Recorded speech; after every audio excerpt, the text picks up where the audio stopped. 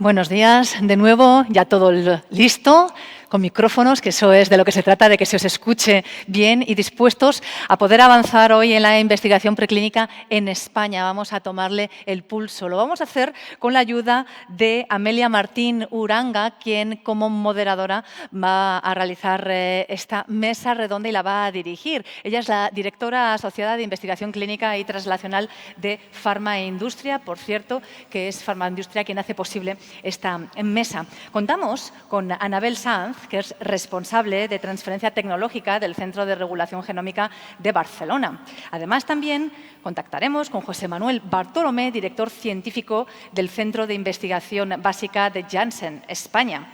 Además, nos acompaña Andrés Ubierna, responsable del Departamento de Capitalización de Empresas Tecnológicas en CDTI. Así que gracias por acompañarnos, al igual que Clara Campas, quien es socia directora y cofundadora de Asabis Partners. Por último, presentamos a Marisol Quintero, ella es CEO de Highlight Therapeutics, y también con quien contactaremos será con Javier Granda, quien es periodista especializado en humanidades y salud y miembro de la Asociación Nacional de Informadores de Salud. Así que lo dicho, ¿todo listo?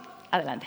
Muchas gracias, Cristina. Muchas gracias a los que nos acompañáis hoy aquí, especialmente a los 4 ponentes que están a mi lado y los 2 que están en remoto. Buenos días a todos y vamos a dar paso a esta mesa sobre retos en la investigación preclínica en España. Vamos a hablar precisamente de obstáculos, pero también vamos a hablar de acciones que son necesarias poner en marcha en nuestro país para que esa transferencia, esos resultados que se están produciendo en el ámbito de los centros públicos de investigación, de las pequeñas compañías biotecnológicas, se puedan transferir adecuadamente al sector industrial, llegar a mercado y, por tanto, llegar a los pacientes.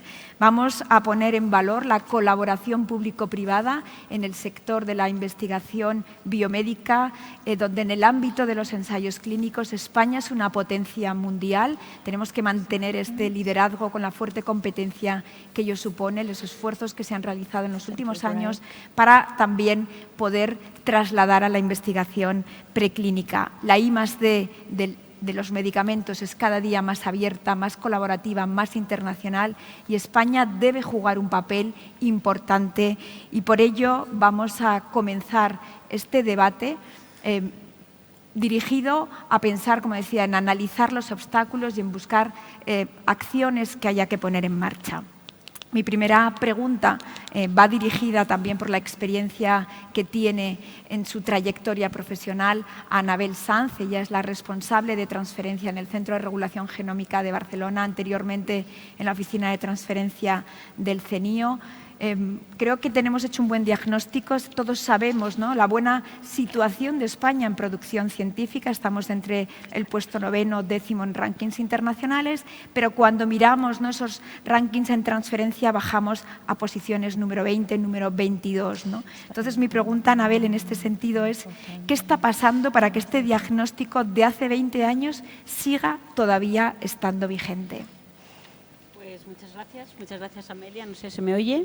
Sí. Vale, muchas gracias Amelia por la pregunta y por la invitación a esta mesa, porque me ha dado la ocasión de reflexionar muy en profundidad, tanto en la investigación preclínica como precisamente qué pasaba llevándola a mi terreno con la transferencia.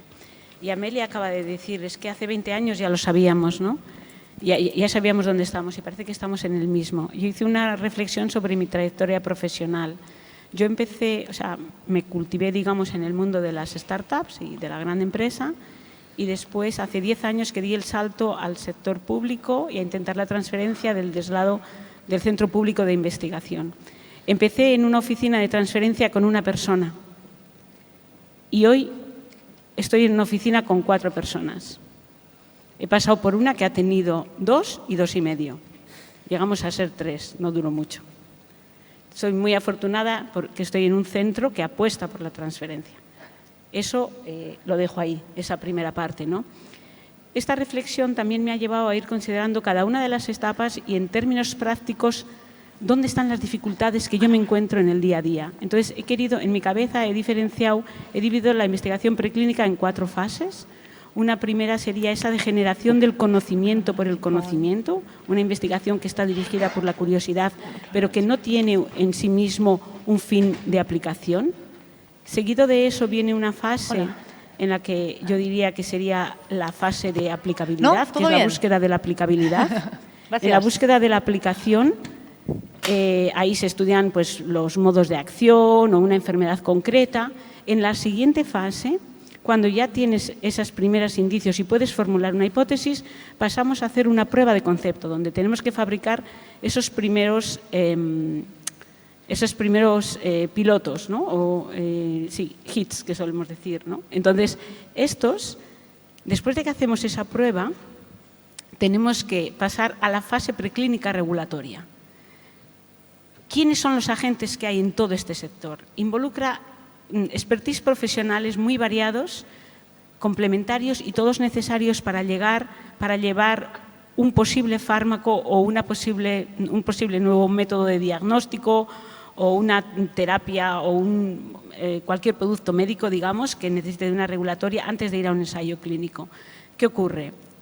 Que las dos primeras fases se suelen hacer bastante bien, hay mucha experiencia y con mucho éxito en los centros públicos. También en otros centros que no sean públicos, pero centros de investigación, digamos, más fundamental. Luego llegamos a la fase de concepto. Hay problema número 1.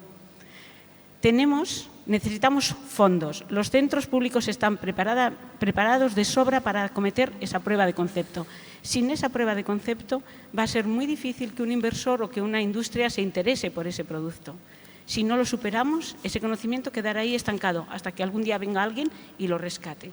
Estamos perdiendo posibilidades.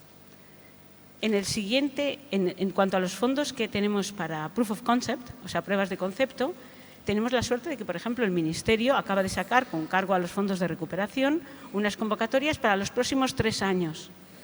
Les ha costado años, nos ha costado años llegar a tener este punto y ahora lo sacan por 3 años. O sea, claramente los fondos son un problema. Europa ha hecho un esfuerzo también, quizás insuficiente todavía, pero todo lo que no pase por una prueba de concepto va a quedar en el vacío. Cuando pasamos a la siguiente fase, que sería ya, una vez que ya tienes ese prototipo y lo quieres llevar a esa fase preclínica regulatoria, el mundo se complica. En los centros de investigación no tenemos la experiencia ni la capacidad para llevar adelante, en general, esto son generalizaciones, hay todo tipo, ¿vale? Pero necesitas de equipos muy multidisciplinares, con perfiles muy distintos, y aunque se hace investigación, tiene un objetivo totalmente distinto a cómo se hace la investigación en un centro de investigación fundamental. Sumar esos equipos y poner esos equipos juntos es muy complicado. Y además, ¿de dónde sacamos los fondos? Porque resulta que no hay muchos fondos públicos para financiar esas fases. Necesitamos fondos privados. Pero los fondos privados siguen viendo que ahí hay un riesgo enorme. Seguimos con el Valle de la Muerte. ¿Cómo conseguimos superar ese Valle de la Muerte? Entonces, los fondos es una parte, pero no lo es todo, ¿vale? Hay expertos, hay profesionales que saben de esto, de lo otro, tenemos ciertas capacidades, hay que engrasar la maquinaria. Yo pensando en esta ponencia, he buscado un par de palabras claves que son las que venían a mi mente más recurrentemente, ¿no? La que más ha venido a mi mente ha sido la palabra diálogo. Tenemos los elementos, pero falta el diálogo. Y tiene que ser diálogo y puentes para establecer ese diálogo entre los distintos agentes que tenemos que trabajar juntos. Porque además este diálogo y estos puentes tienen que ser estables, tiene que ser rápido. No puede ser que cada vez que yo tenga un proyecto nuevo tenga que empezar de cero y ahora donde busco un experto en Cell Therapy que me pueda aconsejar sobre cómo enfocar este proyecto y ahora donde encuentro, y son miles de puertas a las que llamas, tiempo, energía que pierdes y no acabas de cuajar. Entonces, el diálogo para mí tiene que ser experiencial. Nuestra actividad es una actividad que, oye, en la teoría puedes teorizar ciertas cosas, no puedo entender perfectamente la mecánica, pero es algo de experiencias. Los equipos tienen que trabajar juntos y eso quiere decir que tenemos que buscar instrumentos que favorezcan esa interacción bajando a tierra y poniendo juntos las manos en la masa. Solo así vamos a crear puentes estables para que el conocimiento de todos estos expertos que existen y que hay, que también hay capital, ¿vale?, podamos tomar las decisiones a tiempo. Y ir a tiempo es algo muy importante en nuestro sector porque la competencia no para. Tenemos la idea de que invertir en conocimiento, bueno, tenemos la idea, no, algunos tienen la idea de que invertir en conocimiento es a lo mejor una actividad de riesgo, que no sabemos si sirve para algo o no. A ver, eso va en contra de los datos y de la evidencia científica. Los datos dicen que las sociedades que disfrutan de un mejor desarrollo y un progreso social son las que invierten en tecnología. Y yo no sé si en el siglo XXI tenemos una opción para ello. También a la idea de que desde el conocimiento hasta la aplicación es que pasan años. Bueno, a mí también me gustaría cuestionar esta pregunta aquí. Tenemos un ejemplo en España, por ejemplo, es que me acordé el otro día pensando en esto, me acordé de Francisco Mójica. O sea, en los años 90, que para alguna gente estará muy lejos, pero para mí que tengo una edad está más cerca, me parece nada. En los años 90 este señor hizo un descubrimiento seminal de algo que hoy es una tecnología transformadora y que está accesible en cualquier laboratorio y en cualquier empresa del mundo. Y era el conocimiento primigenio y seminal, 90. Y en el 2010 esto ya era una tecnología disponible y exportable a cualquiera que lo quisiera utilizar. Y hoy ha revolucionado la biotecnología en general, no solamente en medicina, la agricultura es fundamental. CRISPR, que es la tecnología que se ha construido basado en ese conocimiento primigenio, ha revolucionado el mundo. Solo han sido 20 años. Mira, desde la teoría de la relatividad de Einstein al uso de los GPS han pasado 100 años. Pero desde el descubrimiento de CRISPR a su utilidad han pasado solo 20. Es verdad que todavía tenemos que desarrollar muchos más productos, pero ya hay una carrera imparable de gente y una competencia imparable que nos llevará a esos productos. Entonces, bueno, yo solamente quería terminar esta parte de mi intervención con un tono positivo, porque yo creo que hay muchas ganas y, sobre todo, como ha dicho Amelia, la producción científica es muy buena y no se puede parar porque es el conocimiento primigenio. Apostar por ese conocimiento primigenio es esencial.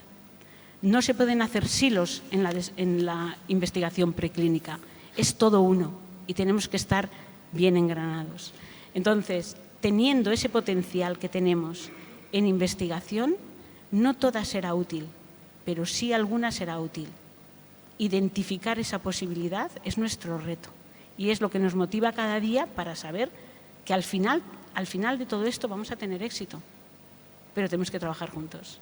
Muchas gracias, Anabel. Creo que has hecho una primera reflexión donde has puesto el acento en las palabras clave. Nos has hablado del diálogo, has hablado de la competencia tan fuerte que tenemos en este ámbito, de la necesidad de equipos y de la necesidad, desde luego, de financiación, que también hablaremos en esta sesión. No sé si alguno de los intervinientes en la mesa quiere añadir alguna de esas otras palabras clave que nos van a dar pie al debate posterior. No sé si Clara, Andrés. Sí, gracias, Amelia. Y gracias, Anabel, por la reflexión, que creo que es, en mi opinión, absolutamente acertada, ¿no? No añadiré más palabras, digamos, clave, porque creo que son las palabras clave, Anabel, pero sí me gustaría incidir en una de ellas, que es el tiempo. Los tiempos son imprescindibles. La ciencia y el conocimiento llevan sus tiempos, y esto es así. Y es bueno que sea así, digamos, pero hay otros aspectos de la transferencia, de la valorización, del acceso a este expertise, incluso en las primeras fases de ese conocimiento, ¿no? El expertise de transferir, de cómo podemos llegar a convertir esa parte del conocimiento, no toda, pero esa parte del conocimiento científico, tecnológico, en un producto que llegue a la sociedad y que mejore la vida de las personas. El tiempo es muy importante y tiene un componente de impacto, es decir, al final estamos hablando de necesidades médicas, de familias, de pacientes, ¿no? Con lo cual ellos no pueden esperar y eso sería muy bueno que todos lo tuviéramos en la cabeza cuando hacemos nuestro trabajo en el sector cada día, pero incluso desde la perspectiva económica el tiempo apremia y, como decías, Anabel, la competencia está allí, es feroz y hay otros países, sectores o entornos que tienen mejor acceso al capital, mejor acceso al talento y eso les hace ganar tiempo, ¿no? Con lo cual son esas las expectativas o las cosas que nos debemos plantear, mejorar o articular, darles una forma más dinámica, más automática, que nos permita avanzar rápidamente para dejar el tiempo y el riesgo en ese otro espacio que es el de la ciencia y el de los resultados, que es de donde probablemente nunca lo podremos quitar, ¿no? Gracias, Andrés. Yo por mi parte, bueno, me ha encantado el resumen que has hecho de la evolución temporal, muy acertado. Y a mí me ha gustado especialmente la parte del diálogo que has planteado un poco entre esa generación, ¿no? Esos equipos que generan el conocimiento y luego los equipos que pueden ayudar a transferir ese conocimiento y a seguir llevándolo hacia mercado y a convertirlo en una realidad, ¿no? Y yo creo que ahí es muy importante, y también Clara ahora cuando ha hablado del tiempo ha salido, o sea, a más que diálogo, yo creo que ahí es muy importante que en ese diálogo surja la gestión de expectativas, ¿no? Porque al final es muy importante que todos seamos conscientes de qué podemos conseguir y qué estamos buscando. Y eso es algo que no es sencillo siempre. Entonces, me ha gustado mucho esa parte de diálogo porque yo soy un firme convencido, y luego cuando hable volveré sobre este tema de gestión de expectativas, que creo que cuando nos sentamos con alguien, el qué esperamos del que está enfrente y también pensar en qué le podemos ofrecer es muy relevante para poder construir algo juntos, ¿no? Porque si no es complicado. Gracias. Gracias, Andrés. Sí, yo incidiendo en el tema este del diálogo, que va un poco en línea de la reflexión que hacía Anabel, yo es que creo que cuando ves toda la cadena que hace falta ensamblar para poder llegar al punto final, si no involucras a o a gran parte de los componentes desde el principio, es que prácticamente el proceso, o sea, lo que vas a tratar de hacer es una tarea imposible. Entonces, por mi experiencia también en otra parte de mi carrera, los centros de investigación, los generadores de conocimiento en España, por un poco incidir en qué nos diferencia con el entorno más competitivo, está muy alejado del entorno inversión en el diálogo del día a día y también muy alejado de la industria biotech o farma, ¿no? En contraposición de lo que vemos en entornos ideales, ¿no? de Estados Unidos, donde hay un movimiento constante de gente que sale de academia, industria, academia, y van dando vueltas como en diferentes posiciones. Aquí como que la gente está o en un lado o en otro, y entonces eso hace muy difícil gestionar expectativas también, porque es muy difícil entender qué tienes que esperar si no lo has vivido, ¿no? Entonces eso tarda tiempo en generarse. Sí, yo creo que el tema de la transferencia de personas que estaba hablando ahora Marisol es uno de los elementos clave que seguro que va a salir durante esta sesión. No sé si Javier o Xavi o José Manuel queréis añadir algún punto a esta primera pregunta. Sí, yo tal vez, y nuevamente también agradecerle a Anabel pues cómo ha abierto la mesa, que yo creo que la verdad que ha puesto fundamentalmente todos los puntos claves de manifiesto. Yo creo que dentro de todo este entorno que hablamos, de conocer expectativas, disponibilidad de fondos, de acceso a medios, para mí lo que es esencial también es estar enfocado. Saber qué paquete de información es esencial, mínimo, para progresar una idea hasta esa frase de prueba de concepto que Anabel mencionaba. Yo creo que ahí, nuevamente, el diálogo, que yo creo que la industria farmacéutica, tanto la gran industria como la biotecnológica, tiene mucho que aportar. Yo creo que es esencial tener desde el principio claro cuál es la ruta para llegar a esa prueba de concepto y no desviarse de ella, que en ocasiones es muy fácil el desviarse. Gracias, José Manuel. Xavi, no sé si quieres añadir algo a esta primera cuestión. No os oigo bien, ¿me escucháis bien vosotros? Sí. ¿Sí? Bueno, primero disculparme, tenía muchísimas ganas de asistir. Algunos sabéis que mi madre es Regina Revilla, así que yo siento BioSpain como algo muy, muy nuestro, que nació en parte en la cocina de nuestra casa, así que ojalá en próximas ediciones pueda acudir. Mi madre, ya digo, tuvo este sueño de Asebio y de BioSpain y trabajo muchísimo por él y yo estoy muy, muy orgulloso de llevar parte de su legado. Una de las ponentes comentaba la importancia del tiempo. Yo creo que es muy, muy, muy importante en el periodismo científico el tiempo. No cualquiera puede escribir de investigación preclínica. Necesitas tiempo para formarte, tiempo para aprender, tiempo para tener una agenda, tiempo para aprender inglés, tiempo para aprender biología molecular, para aprender fisiología y una especialización que es fundamental. Lamentablemente, cada vez en un sector tan precario como el mío, lo veo muy complicado. Yo creo que es fundamental. Yo creo que sí que ha cambiado, por ejemplo, el ansia por comunicar de los investigadores. Yo creo que es fundamental. Es fundamental que se comuniquen los resultados. También creo que los frutos de esta investigación no deberían salir de las revistas especializadas. Yo creo que ese es su público general. Pero también yo tengo empatía. O sea, yo hace 8 años ahora escribí sobre una terapia génica que curaba la diabetes tipo 1 en perros, y si yo tuviera un hijo o un familiar con diabetes tipo 1, pues me ilusionaría pensando que estamos más cerca, ¿no? Lamentablemente han pasado 8 años, hay muchos avances en terapia génica, vamos a ver muchos más. Y es natural, es normal que el padre, que el paciente, que el familiar diga, oye, he visto en la prensa que han curado en ratones el Alzheimer, o que han curado en ratones este tipo de cáncer, o en modelos murinos, o en perros, o en modelos animales.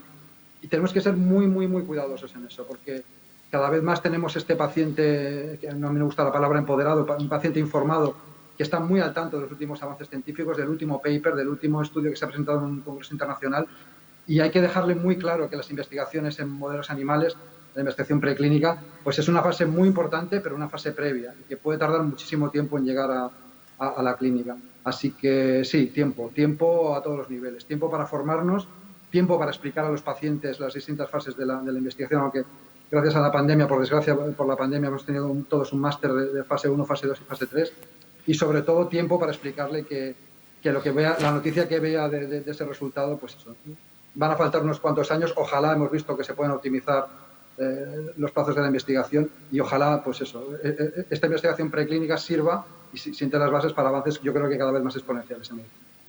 Gracias, Xavi. Yo creo que se ha hablado de, vamos a dar paso a la segunda pregunta. Yo creo que efectivamente estos tiempos que lo explicaba muy bien Xavi, no es verdad que a veces lees noticias y parece que la solución a una determinada necesidad médica no cubierta va a llegar en 2 días, y todo el mundo sabemos que la I+D de un nuevo fármaco requiere de largos tiempos, 10, 12 años, fuertes inversiones, desde luego, y muy arriesgado, ¿no? Al final, una de cada 10.000 moléculas es la que finalmente logra superar estos obstáculos. Y quería hacer una pregunta a José Manuel Bartolomé. Como se ha explicado, él es el responsable del Centro de Investigación Básica de Janssen en Toledo, que esta visión, ¿no?, esta discontinuidad de proyectos que vemos muchas veces tanto a nivel de centros públicos o con pequeñas compañías biotecnológicas que acaban desapareciendo, ¿no?, por lo difícil que es cruzar ese valle de la muerte, que aquí también se ha hablado, esa brecha que existe, ¿no? Janssen tiene un modelo de centros de innovación en abierto que creo que es un modelo exitoso de búsqueda de resultados de proyectos en cualquier parte del mundo. Me gustaría que comentases esta experiencia y también qué otros modelos que existen en otros países que son éxito podemos implementar en España. José Manuel. Gracias, Amelia. Yo creo que, como comentaba antes, en este sentido, pues Anabel yo creo que ha situado muy bien el problema y ha incidido incluso en alguna de las soluciones, ¿no?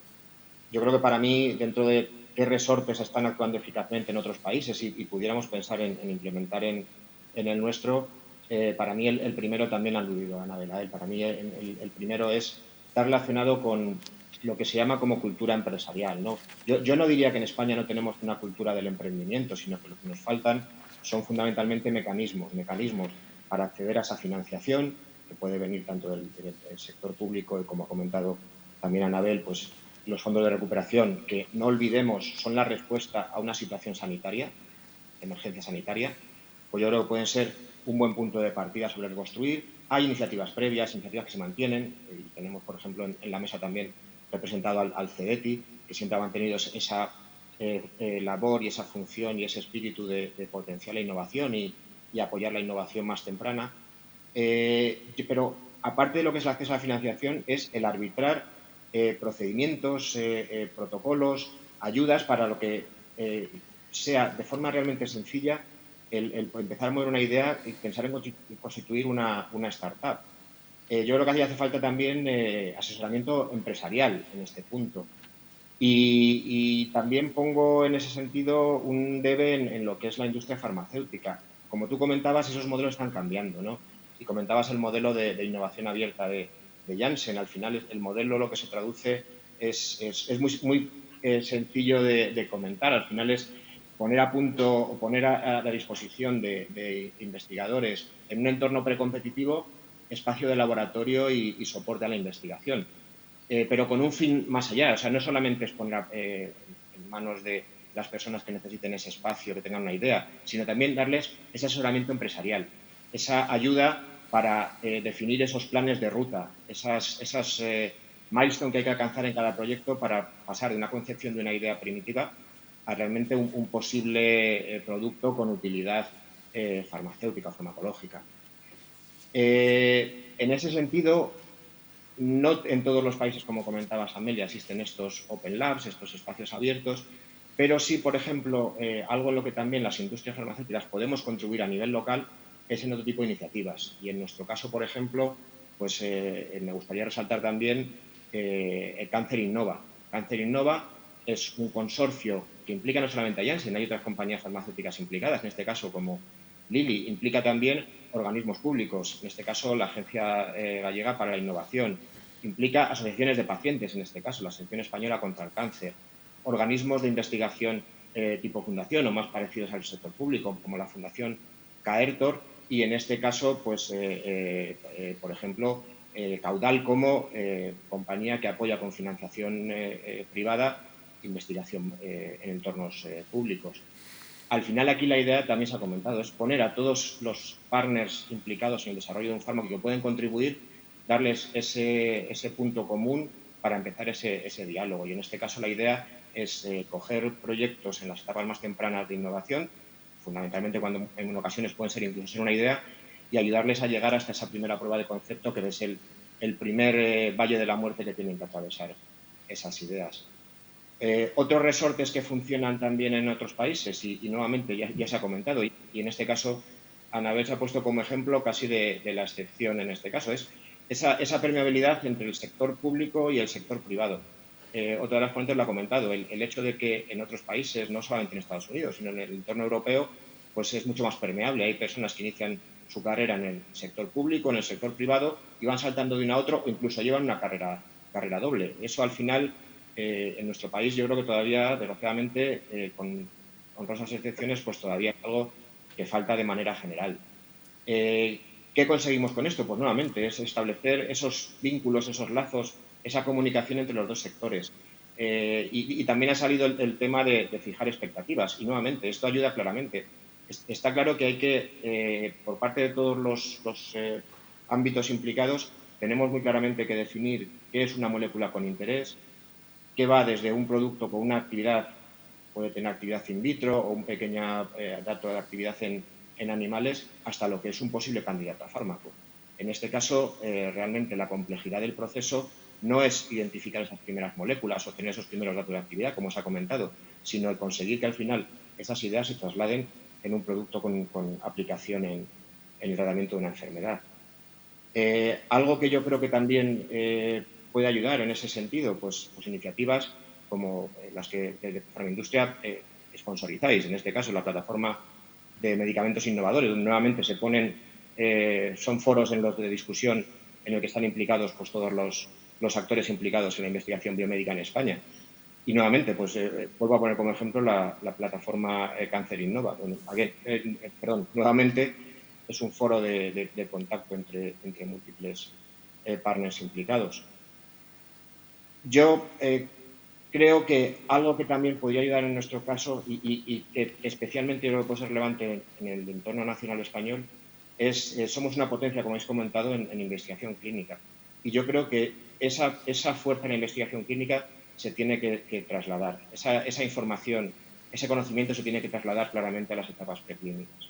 En este punto, y también se ha comentado antes, algo que yo creo que todavía en nuestro país, haciendo muy buena ciencia básica, todavía falta es tener en mente esa posible aplicación, esa utilización de ese conocimiento básico que se genera. Y yo creo que en ese punto, pues todo lo que pueda venir en cuanto a guía por parte de la investigación clínica, yo creo que en nuestro caso pues puede ser tremendamente fundamental.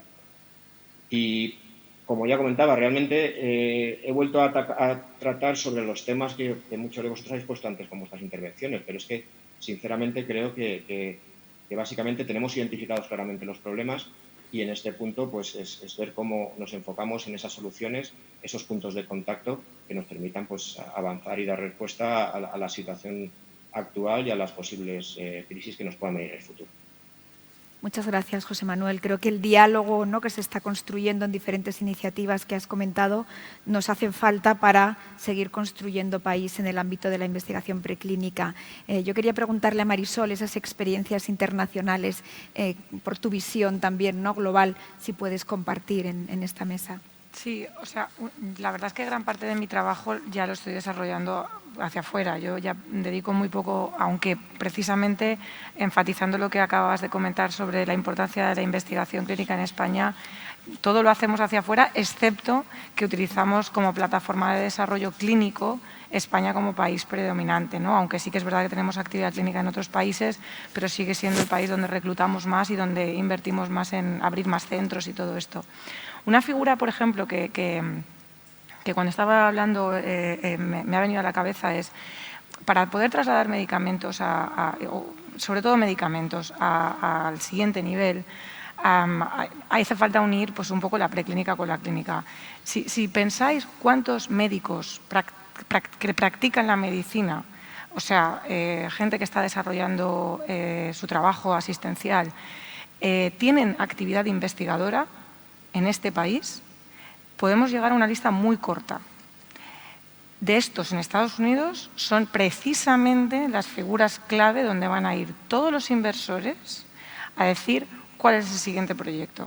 ¿Por qué? Porque esas personas están desarrollando toda la actividad clínica, tienen una visión muy completa de cómo funciona un desarrollo clínico, desde un first in human hasta un approval. Pero es que además ellos hacen investigación básica. Entonces, esos transductores de señal no los tenemos. Si pensamos en los centros de referencia de investigación clínica, nos vamos a Vall d'Hebron. Vall d'Hebron hay muy poca gente que hace investigación básica, que sea médico, porque hay algunos investigadores y hay otros médicos que hacen investigación clínica, mucha investigación clínica, pero de las dos figuras hay muy pocos ejemplos en España. A mí me encantaría ver más de estos, porque son figuras que conectan con la investigación fundamental, son investigadores de esencia, pero también, claro, son mucho más fáciles y accesibles de poner en marcha proyectos, o bien con estudios promovidos por investigador o con otras herramientas que facilitan el diálogo, ¿no? Entonces, esto es una de las cosas. Reino Unido, por ejemplo, también tiene muchas más de estas figuras y no tengo tan cercanas en Francia o en Alemania, que son otros países de entorno que se parecen un poco más a sus modelos anglosajones.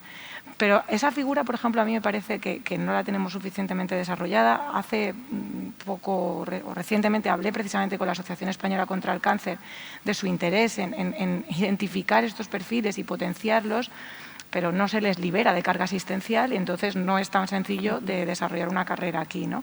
Esto como punto de partida. Yo también creo que a veces pedimos demasiado al sector público. Gran parte de lo que sucede fuera es porque desde el mundo privado se saca, o sea, esto es como pull and push, ¿no?, el concepto este. Pues yo creo que por empujar mucho no se mueve del todo la catedral. Hay que dejar que otros tiren, ¿no? Entonces, quizá hemos puesto mucho enfoque en mejorar mucho nuestra infraestructura científica y yo creo que ha mejorado mucho, pero es que si no subimos el nivel y mejoramos mucho también la otra parte, que es tanto el talento de tracción como los fondos, pues no encaja el puzzle, ¿no? Entonces, esos dos conceptos, por lo que yo veo en mi día a día, me parece que los tenemos que desarrollar bastante.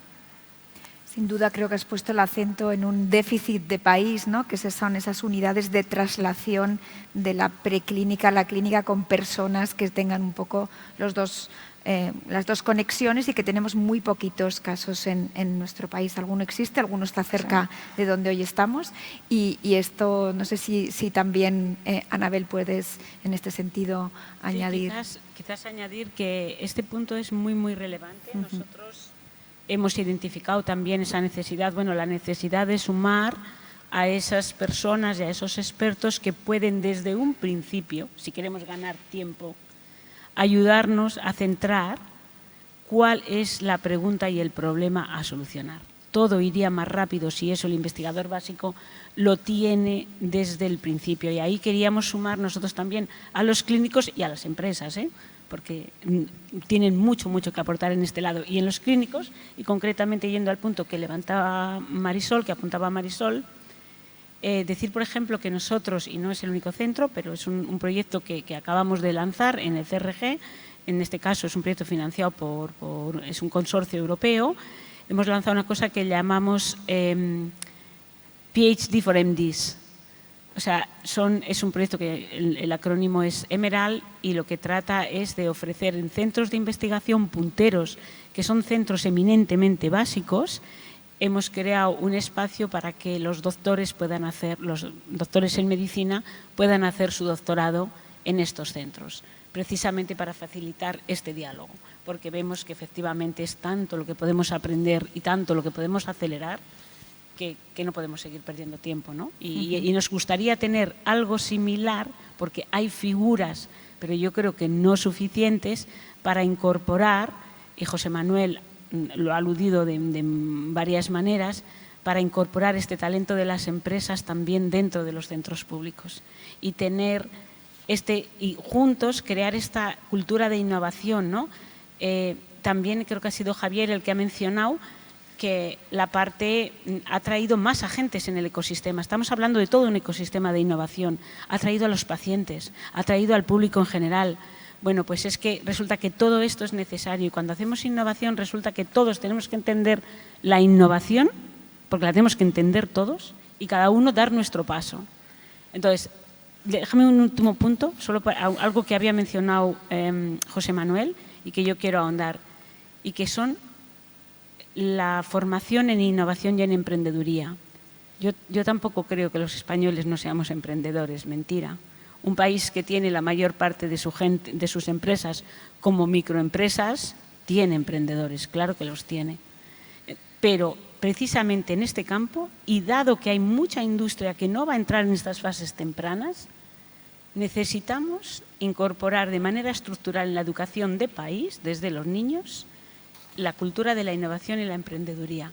En los centros públicos, como dice Marisol, a veces nos metemos, donde no por mucho empujar la catedral la vamos a mover, hemos intentado diseñar programas para formar a emprendedores. Esto con doctorandos principalmente, pero es que esto hay que hacerlo desde la educación de los niños a la educación de adultos.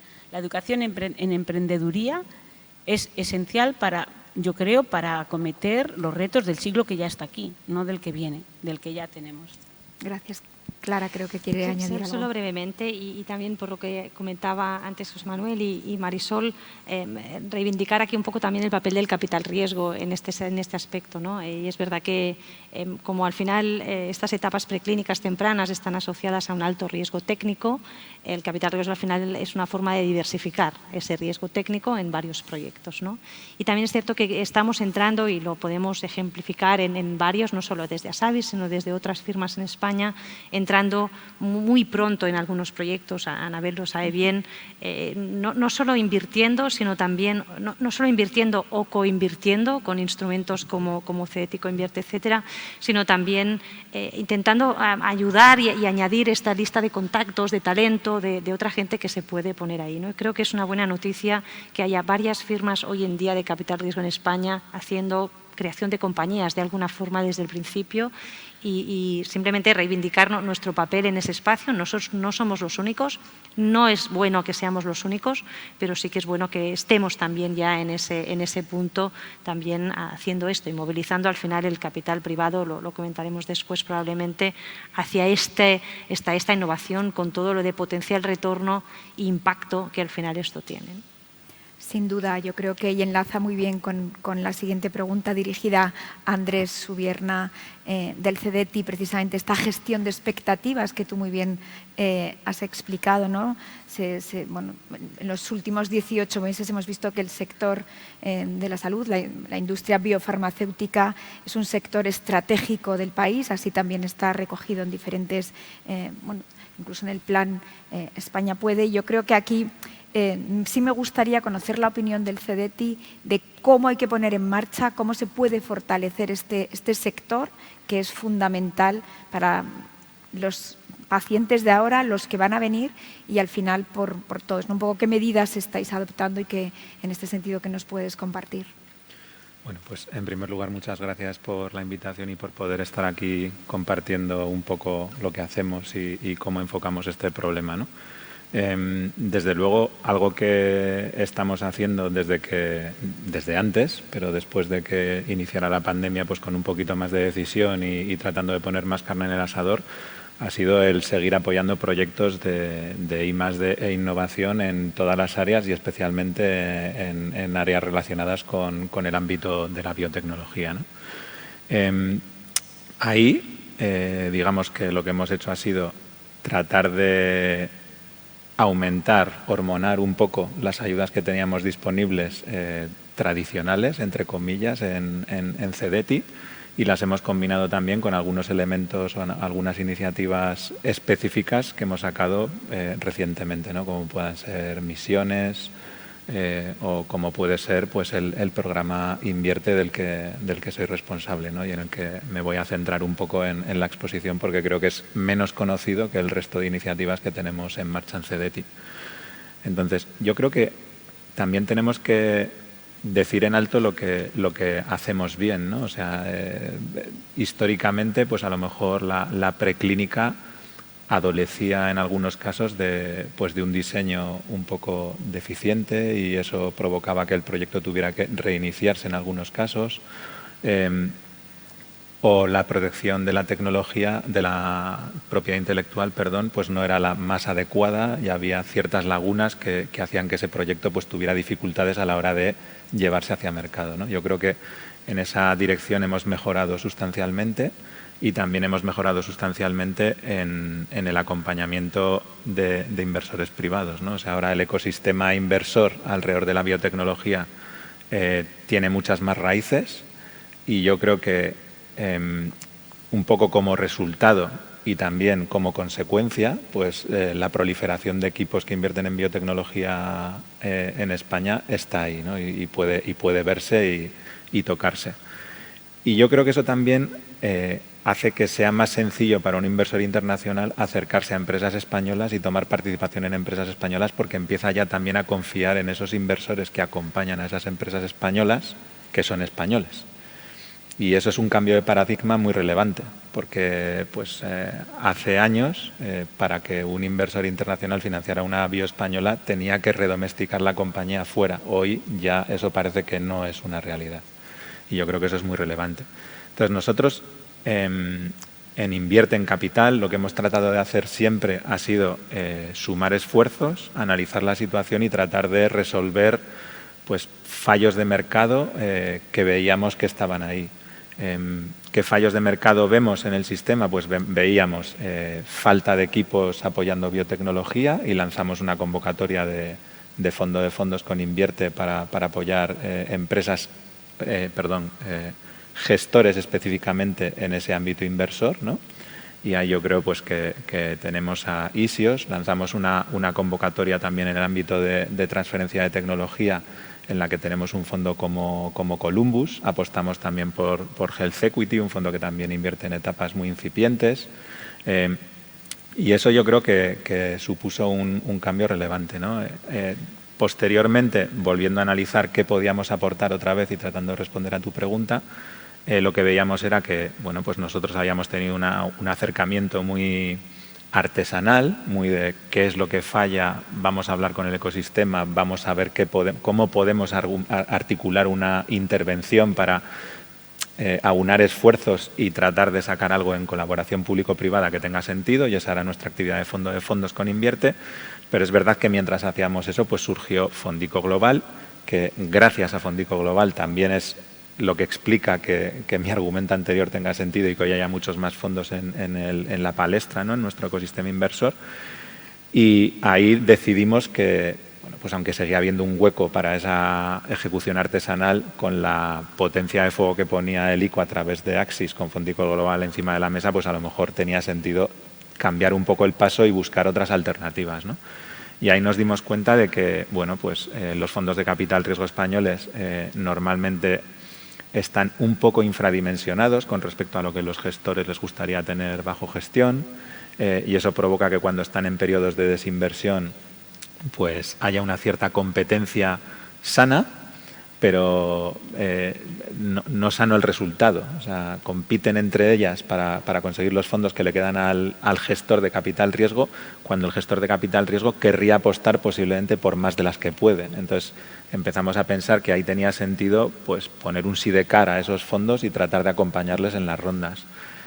También veíamos que empezaba a haber un cierto apetito de inversores corporativos por invertir en compañías tecnológicas, pero era una actividad no demasiado profesionalizada. Entonces creíamos que si nosotros nos metíamos otra vez a poner un sidecar al lado suyo y a intentar empujarles, pues podían profesionalizar esa labor de inversión, con lo que eso implica de perfiles que comentábamos antes, más cercanos y pensando en la misma línea en la que pueden pensar otro tipo de agentes que están ahí, ¿no? Y luego también veíamos un tercer ángulo de ataque, que era el tema de las expectativas y de los papeles, ¿no? En los papeles todos somos muy arriesgados y todos los fondos invierten en temas muy incipientes, pero luego es verdad que yo lo entiendo, o sea, cuando se te acerca un equipo que es un first time team, que tiene incertidumbre tecnológica, incertidumbre de mercado, todo tipo de incertidumbres, pues cuesta mucho dar el salto de fe. Entonces ahí, si hay un público como podemos ser nosotros que pone la mitad de fichas para que tú puedas jugar la partida, pues te animas un poco más, ¿no? Entonces queríamos también que esa apuesta por el riesgo fuera más decidida por parte de los inversores. Entonces, con eso en la cabeza lanzamos Invierte con Inversión, como comentaba antes Clara. Lo lanzamos, las primeras decisiones de coinversión se tomaron en octubre del 19, la convocatoria la lanzamos en julio del 2019 y desde entonces hasta hoy hemos comprometido más de 125 millones de euros en 81 compañías. Entonces, yo creo que es una muestra de que pues sí que parece que hay una cierta que tenía un cierto sentido lo que nosotros estábamos planteando, ¿no? Porque bueno, pues somos un inversor relativamente incómodo, o sea, pedimos algunas cosas y somos bastante proactivos en el control de las empresas en las que estamos invertidos.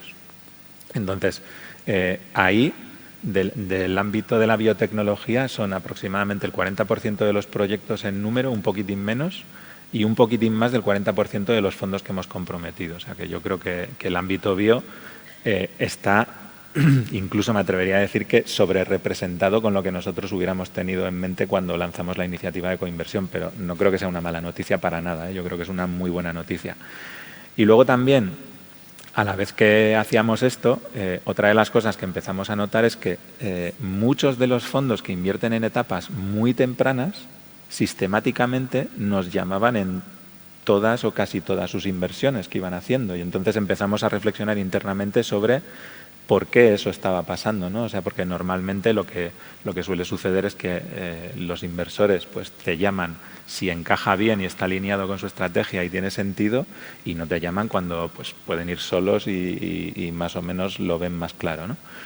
Y eso nos extrañaba, ¿no? Entonces empezamos a analizar esa situación y nos dimos cuenta, que creo que es bastante obvio, pero bueno, pues que los fondos que están más aguas arriba, o sea, que invierten más en etapas muy incipientes y en transferencia de tecnología más pura, están ya no infradimensionados, sino que son pues prácticamente átomos de inversión, ¿no? Entonces ahí veíamos que necesitas algo más, ¿no? Porque si ya hablábamos antes de los problemas que tienen los fondos infradimensionados, cuando eres un fondo muy, muy pequeñito que invierte en etapas muy, muy tempranas, te vas a enfrentar a un problema obvio de rentabilidad, ¿no? Porque va a llegar el caballero de la brillante armadura y va a dotar de fondos a tu compañía, pero obviamente va a depredar tus derechos económicos como haríamos todos. O sea, que este es un juego en el que cada uno tiene sus intereses, ¿no? Entonces, ahí lo que vimos era que tenía mucho sentido pensar en fondos de transferencia de tecnología que tuvieran una masa crítica lo suficientemente, o sea, que tuvieran bolsillos profundos para poder ir acometiendo las diferentes etapas de los proyectos que traccionaran bien en cartera. Y estamos ahora en la fase de selección de esos fondos de transferencia de tecnología. Y yo creo que va a ser una muy buena noticia para el ecosistema inversor. Muy probablemente uno de los fondos que apoyemos sea del ámbito de la biotecnología, y la idea es que sea un fondo que tenga un mínimo de 40 millones bajo gestión y un objetivo de fondos bajo inversión de 60 millones y que invierta en TT, o sea, incluso que llegue, pues como comentaba Anabel previamente, a esa fase en la que se metan en la prueba de concepto, ¿no? Y a lo mejor que trabajen también en lo que es el dimensionamiento del equipo, en esa parte que entraba al principio también Anabel de, oye, yo en las diferentes fases en las que va avanzando un proyecto necesito diferente configuración de equipo e ir añadiendo multidisciplinariedad, ¿no? Y hay una última reflexión y ya acabo porque me he extendido bastante. Creo que es muy importante el diálogo, la multidisciplinariedad, el tener, por buscar una expresión que acorte, puertas giratorias de gente que esté en una y en otra parte. Y nuestra experiencia con los equipos de inversión es que los equipos de inversión que cumplen esos requisitos son los equipos de inversión que funcionan como un tiro. Los otros yo no digo que funcionen mal, pero que cuando les ves, o sea, te producen envidia, porque ves que las dinámicas que se producen ahí dentro son muy positivas y que incluso las empresas que han ido a verles, aunque no hayan invertido en ellas, te hablan bien de ellos, porque aprenden y porque dan valor añadido, ¿no? Entonces, yo creo que es todo sumar, ¿no? Y bueno, pues ahí es donde estamos nosotros ahora. Me he centrado un poco en la parte de capital y una último apunte, porque es muy importante la gestión de expectativas.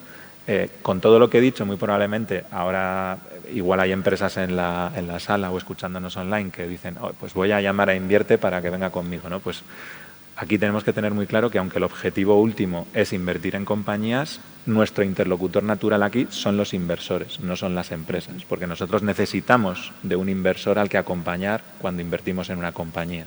Entonces, aquí la gestión de expectativas, por supuesto que Invierte está aquí. Para las empresas que buscan financiación pueden hablar del programa y pueden tratar de involucrar al inversor si ven que no tienen capacidad suficiente o que les da cierta pereza para que nos llame a nosotros y acompañemos. Pero nosotros obviamente hablamos con empresas, pero no podemos dar ese paso nosotros solos. Necesitamos al inversor privado que esté ahí. Gracias, Andrés. Y por alusiones vamos a pasar a Clara. Alusiones porque además Clara tiene también un perfil, ¿no? De un pasado en una pequeña compañía biotecnológica, ahora está en un fondo de inversión y precisamente vamos a hablar, capital riesgo, vamos a hablar de esos mecanismos adecuados para invertir en I+D, esos incentivos a la inversión privada, a la I+D+I, y qué medidas, ¿no?, serían necesarias adoptar para, bueno, inyectar fondos financieros privados en esta fase de la investigación preclínica después de la intervención que nos hacía Andrés. Pues como también comentaba Andrés, gracias Amelia por la pregunta.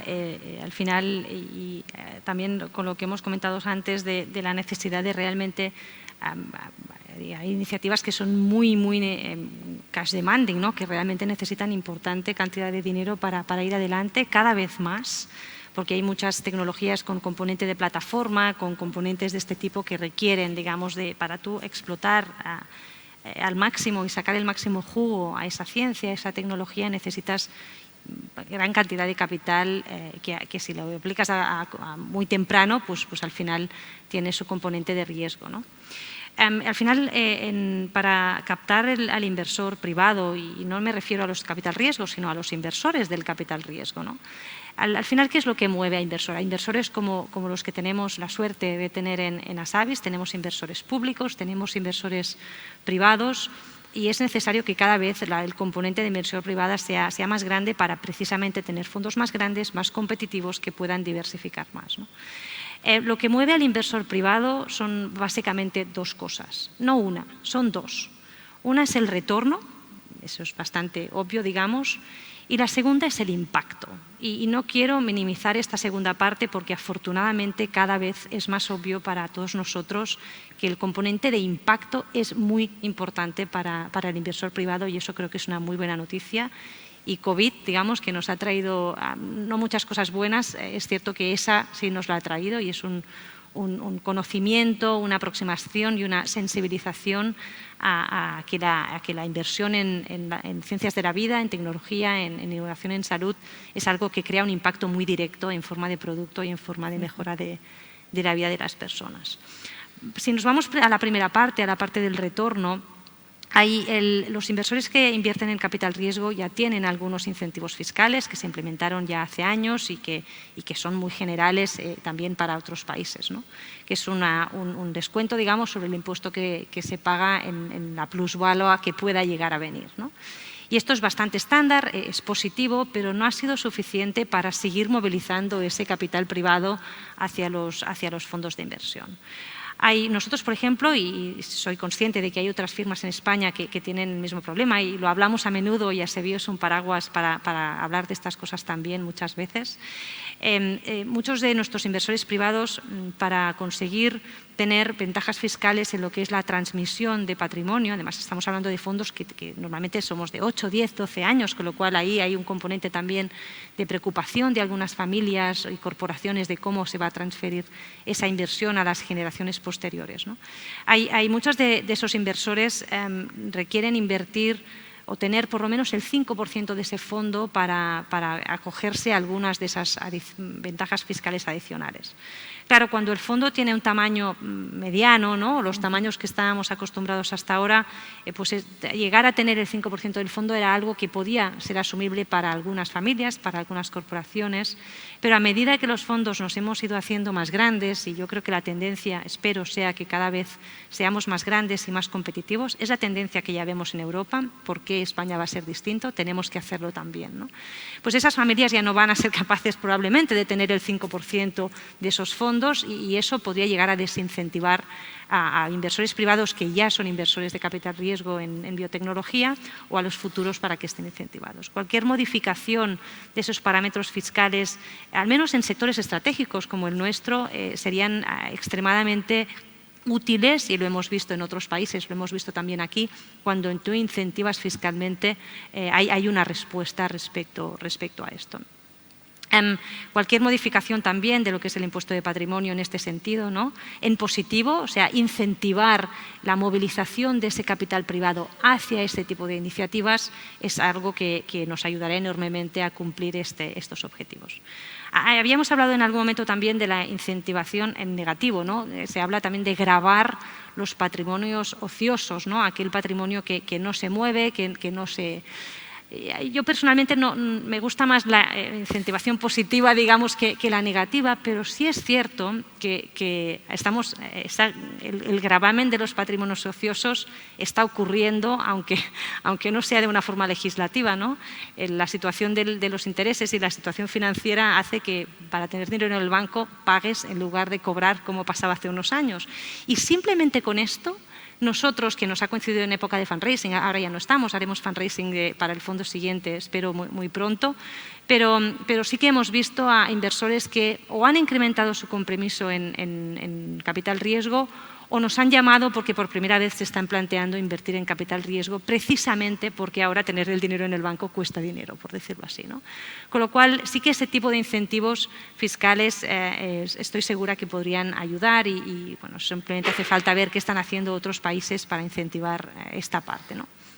Y aquí, como decía antes, los fondos de capital riesgo, las firmas de capital riesgo, jugamos también un papel relevante, porque cuando uno decide invertir en biotecnología, y especialmente si quiere hacerlo en etapas muy tempranas, que es de donde es más necesario para generar este impacto, pues necesitas diversificar. Si no diversificas y solo inviertes en una o dos compañías en etapas muy tempranas, las posibilidades de éxito pues son las que son, ¿no? Con lo cual, la diversificación y también la especialización son componentes que están ayudando a movilizar mucho a ese capital privado para que venga a ese tipo de iniciativas, ¿no? Reivindicar aquí también un poco el papel del capital privado, ¿no? del capital riesgo. Lo que hacemos es ayudar al inversor privado a diversificar, garantizarle una cierta especialización en algunos sectores, al menos los fondos que somos especializados en ciencias de la vida. Y por otro lado, ayudamos a las compañías o intentamos ayudar a los proyectos y a las compañías a multiplicar, como antes comentaba Andrés también, ¿no? A atraer ese capital extranjero que también va a venir. Yo creo que pronto, seguro, veremos compañías nacidas aquí, con ciencia de aquí, que se financian directamente con capital extranjero, sin la necesidad de que haya un fondo español que participe. Y esto va a pasar seguro y va a ser muy bueno para el sector que ocurra. Es cierto que cuando esto lo hacemos en etapas muy tempranas es más difícil que ocurra, ¿no? Y el inversor extranjero siempre te llama y te dice, he visto esta compañía, y lo hacen de forma activa, pero ¿qué piensas tú, ¿no? ¿Qué pensáis vosotros los de aquí? Con lo cual también encantados de jugar este papel que creo que es bueno, fundamental y que nos gusta hacer, ¿no? Y decía al principio que hay dos componentes que mueven al inversor privado. El primero es el retorno, y ahí hemos hablado de algunos aspectos, y el otro es el impacto, ¿no? El impacto en el sentido de quiero saber que estoy haciendo con mi dinero cosas positivas, ¿no? Y esto especialmente en las generaciones, en las family offices donde hay cambio generacional, lo ves mucho, ¿no? A veces hablábamos con algunas de ellas y te decían, no, yo solo invierto en temas de impacto, o sea, solo invierto en green tech porque ese es el tema de impacto, ¿no? Pero en realidad, y COVID aquí ha ayudado, como decía, es invertir en salud, en mejorar la salud de las personas es sin duda una inversión de impacto. Creo que esto cada vez está más claro, ¿no? Así como la mejora fiscal,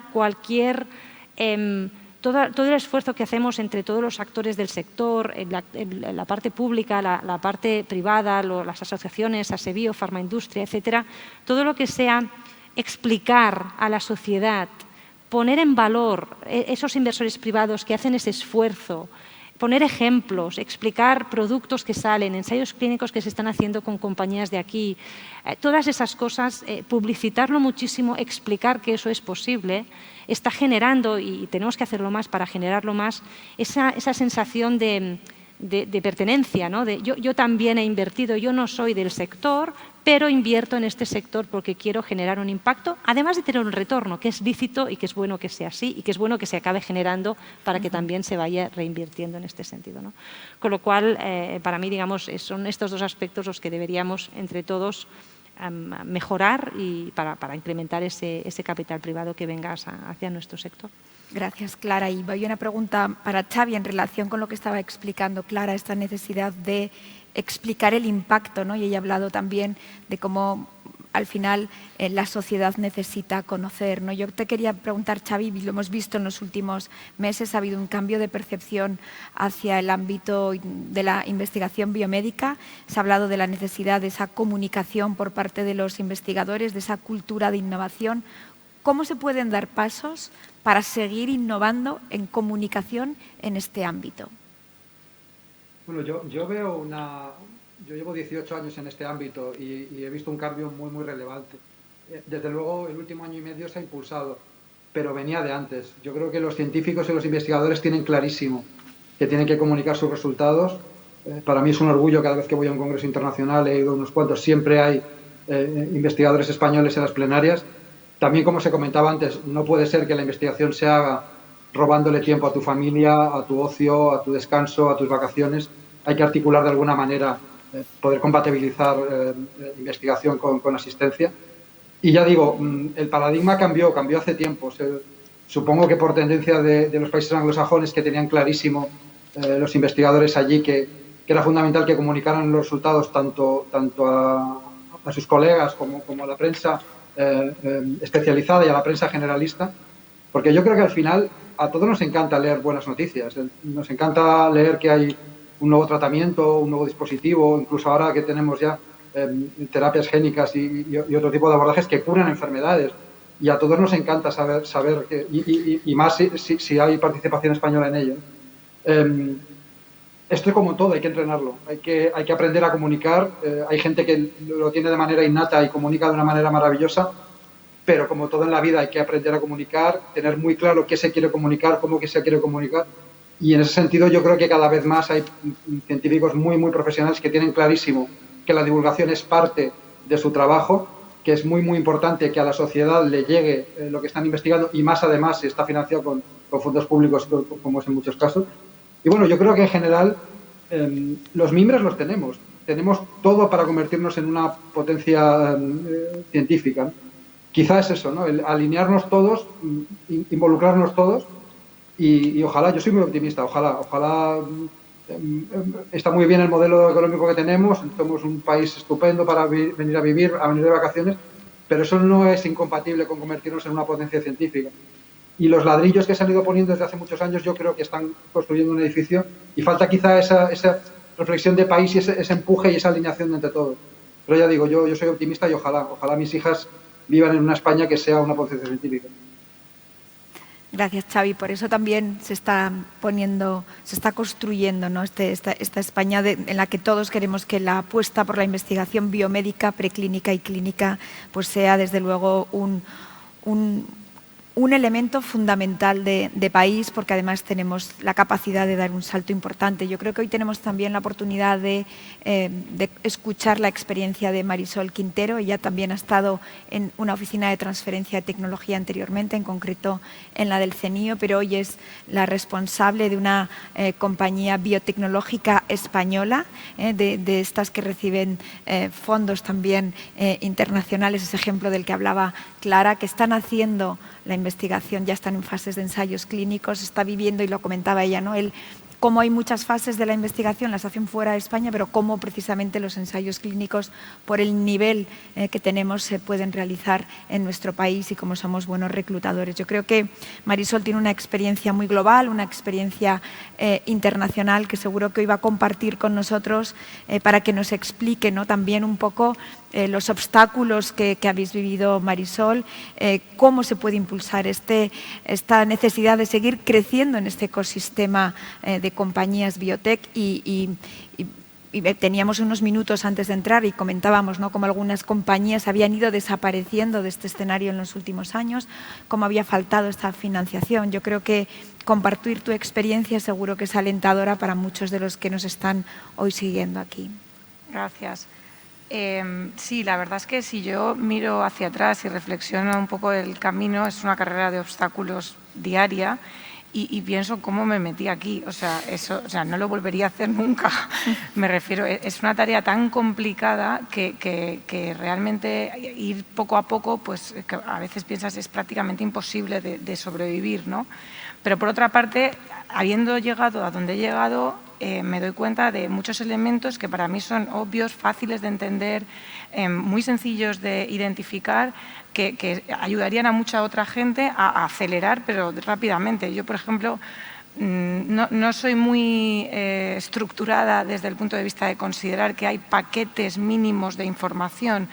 Yo creo que a veces exageramos en todos esos procesos, los compartimentalizamos demasiado, y de nuevo en nuestro entorno vemos que todo va mucho más rápido, que si una idea está más o menos validada se pueden empezar a hacer un montón de conceptos en paralelo, y bueno, luego ya llegará la parte más de procedimiento de la preclínica regulatoria y demás, pero hay muchísimo trabajo que corre en paralelo, y a veces cuando lo ves desde el punto preclínico te imaginas como que primero tengo que hacer esto, luego tengo que hacer esto, y claro, entre eso se pasan allí bueno, pues el tiempo necesario para haber llegado probablemente a una fase, a un first in human, ¿no?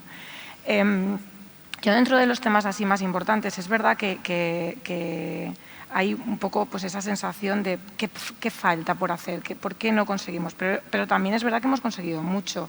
Si vemos dónde estaba el capital riesgo hace 15 años, nada que ver, vamos, no existía, ¿no?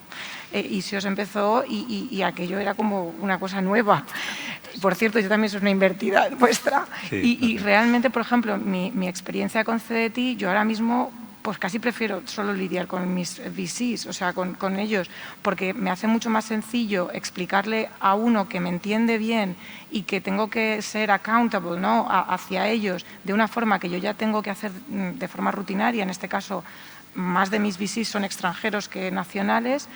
Entonces, para mí es mucho más sencillo que lidiar con financiación pública del tipo pedir un proyecto. O sea, ya me simplifica mucho, y creo que en ese sentido hay una parte positiva dentro de del cambio de tendencia del CDTI, ¿no? Pero es verdad que viendo un poco lo que ha pasado, lo que pasa en nuestro entorno, por ejemplo, un ejemplo que a mí me sirve como un experimento es China. Cuando yo empecé en esto, China, vamos, no era una potencia biotecnológica, como decir, yo veía allí un montón de compañías que estaban realmente siendo compañías farmacéuticas. Había algunos ejemplos, pero no, por ejemplo, no tenían aprobaciones regulatorias de ensayos clínicos hechos íntegramente en China, aprobados por FDA. Esto ha cambiado en 5 años, o sea, en 5 años se ha visto un cambio de tendencia tremendo. Entonces ahora tenemos lo que era tradicional, Estados Unidos, algunos componentes en Europa, ¿no?, pues también con Suiza siendo un ejemplo, pero lo de China ha sido como una revolución. ¿Y qué ha habido en China? Muchísimo dinero. O sea, eso es lo que ha habido fundamentalmente, porque lo que ha hecho China es irse a atraer talento de Estados Unidos, en muchos casos suyo, que estaba allí, porque es verdad que si vemos un poco los perfiles de todos los que lideran las compañías chinas, es verdad que hay mucha presencia asiática, pero fundamentalmente lo que hicieron fue traer talento y meter cantidades ingentes de dinero, y eso ha acelerado procesos que hay compañías chinas que no existían hace 6 o 7 años, y ahora son compañías que tienen un pipeline aprobado en territorios amplios, no solo China, sino también Estados Unidos, incluso Europa, y que además están haciendo muy bien el partnering con otros partners, en este caso tanto Estados Unidos como Europa. Entonces, ¿qué es lo que nos ha pasado en Europa? Y ya aquí, no solo en España, España pues también, pues que nos han atropellado, básicamente. Porque, claro, nosotros no metemos esa cantidad tremenda de dinero al sector, no lo hemos metido, aunque hay dinero moviéndose, pero no a esos niveles, no a esos volúmenes. Entonces, hemos sido muy conservadores en cuanto al output científico. Sigue siendo la potencia mundial Europa, o sea, sigue estando por encima de Estados Unidos y, por supuesto, que China. Somos bastante buenos también en cuanto a generación de patentes, pero ahí nos perdemos un poco el paso en la practicidad o el impacto de llevar eso. Yo creo que, ya lo comentaba antes, ¿no?, el hecho de que estamos como muy fragmentados no nos ayuda. Si conseguimos mezclarnos más y participar más activamente de todos los niveles, va a acelerar cosas, seguro.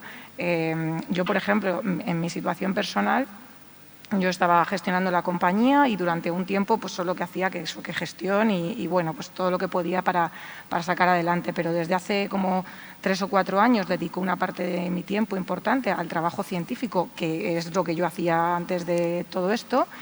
Y pues he vuelto a publicar con los grupos de investigación con los que colaboramos, en este caso Los Ángeles, que nos trae gran parte de la investigación de impacto, y también concretamente con CIMA aquí en Pamplona, ¿no? Entonces, eso me hace estar muy del lado de la ciencia, pero también hacemos esa misma investigación, va de la mano de 2 médicos traslacionales, los 2, que forman parte de estudios que desarrollamos, y claro, es como todo, en plan, en una conversación de café, pues lo hacemos todo, ¿no? Aún así, nos falta la manufactura, que nos olvidamos así un poco del CMC y todas estas cosas, pero vamos, ahí hay un tema nada menor, y de hecho, en el tema del COVID hemos aprendido mucho de fases 1, fases 2 y fases 3, pero ha habido un diálogo de que aunque liberáramos las patentes, no resolvemos la manufactura. Es un cuello de botella, y CMC es un área muy, muy compleja. En algunos productos, particularmente en tecnología avanzada, complejísimo. No es small molecule y algo fácil. Entonces, otra barrera más a la hora de decir, pues ese talento que tiene que mezclarse, pues a veces también tenemos que salir a buscarlo fuera, porque es que aquí no tenemos eso, ¿no? Entonces, yo como reflexión un poco para aunar todo esto, yo creo que una cosa que decía Clara me ha gustado. Yo creo que tenemos que ser capaces de quitarnos los complejos y competir fuera desde cero, o sea, desde el principio. No hace falta tener un VC en la fase 1 o en la primera parte que nos acompañe y nos presente. Hombre, pues si hace, pues mejor, ¿no? Pero igual que nuestros investigadores no le piden permiso a nadie para publicar en Nature, nosotros tenemos que ser capaces, en este caso los emprendedores o los que estamos tratando de empujar los proyectos, a conquistar a esos VCs globales, esos inversores globales y también un poco, también por supuesto, a la farma y a todo el partnering que llevamos y a los investigadores, a los que son los generadores de conocimiento global. Porque de esa forma realmente sí damos el salto, nos lo hemos creído y lo hacemos realidad. Si hacemos eso, y yo creo que por eso también traía el ejemplo de China, no solo pensando en Estados Unidos, hay mucho talento también en otros lados del mundo y mucho capital, en este caso de VCs asiáticos, pues vamos a ser capaces de acelerar el paso, ¿no? Entonces, yo creo que así como he trabajado mucho tiempo del lado de investigadores españoles y ellos pues son una generación en la que salió fuera a formarse y vino a España y de alguna manera cambió las dinámicas de la investigación básica, pues yo creo que también tenemos que ser capaces de ver eso en esa capa de emprendedores, gestores o un poco los que estamos del lado de las etapas tempranas del desarrollo para ver que se madura y se llega a ese punto de consolidación. Es un trabajo, o sea, pero creo que vamos en la dirección adecuada y ojalá, vamos, yo me veo haciendo lo que hago toda mi vida, no me veo haciendo otra cosa, pero es que lo que he aprendido en los últimos 5 años es, tremendo. Una cosa que comentaba ayer por la noche, tenía una reunión con la FDA el 5 de enero por la noche, que claro, ellos no tenían Reyes Magos, y yo estaba allí. Yo estaba pensando que me iban a parar, hay un proceso en el que la FDA, cuando está en una evaluación de un ensayo clínico, lo puede poner on hold, que significa que te para el reclutamiento. Yo iba convencida que me ponían on hold una cosa, y tengo a una persona que es nuestro advisor en regulatory, que es, su perfil anterior había sido Head of Regulatory de Roche. Y entonces 5 minutos antes estábamos ahí y me dice, no, vamos a negociar. Y digo, pero si negocia con la FDA. Oye, que no nos pararon y que negociamos y nos dieron esa misma noche, como regalo de Reyes Magos, el approval del IND y les tuvimos que enviar una documentación posterior. Claro, yo iba con la cabeza baja, diciendo que me digan on hold y yo vuelvo mañana y ya veremos. Y este dijo, no, on hold no, aquí hay que pelearlo. Pues hay que creérselo. Hombre, si vas con uno que es que ha jugado la Champions, pues vas más tranquilo. Entonces hay que ir a por estos advisors que están ahí fuera, que los VC son fundamentales para llegar a traerlos y subir un poco esa capacidad de llegar a trasladar. Muchas gracias, Marisol. Me están diciendo desde la organización que estamos fuera de tiempo. Simplemente quería agradeceros a los 6 vuestras reflexiones que nos ayudan también a seguir trabajando. Yo creo que esto, efectivamente, como aquí se ha dicho, nos tenemos que quitar los complejos, tenemos que salir fuera, tenemos que competir, pero tenemos, como hemos visto, elementos positivos para el país, para esos fondos europeos de recuperación económica que se inviertan adecuadamente en este sector, en el ámbito de la producción, en el ámbito de la investigación biomédica, y creo que aquí se han dicho palabras fundamentales en las que llevamos años trabajando muchos de nosotros: colaboración público-privada, diálogo, foros de entendimiento, este talento que tenemos que sin duda transferir, ¿no?, y compartir, y entre todos seguir construyendo pues este país que todos queremos que sea un ejemplo como es en el ámbito de la investigación clínica. Muchísimas gracias y seguimos. Hasta luego. Gracias.